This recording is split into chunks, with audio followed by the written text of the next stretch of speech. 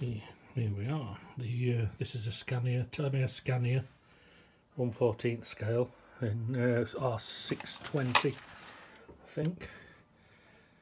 I've done it in metal flake and blue candy.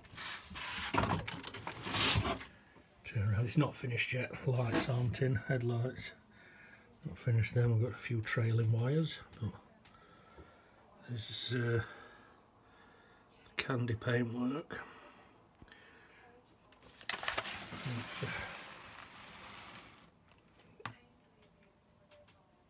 Just the candy blue and silver metal flake, and fuel tanks as well. We did them.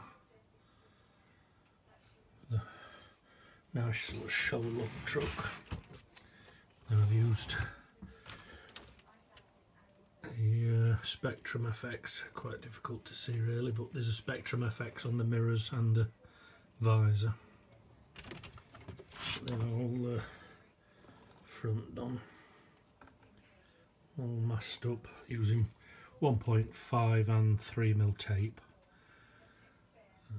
fine line tape, and then lacquered and polished. There we go, thanks for watching.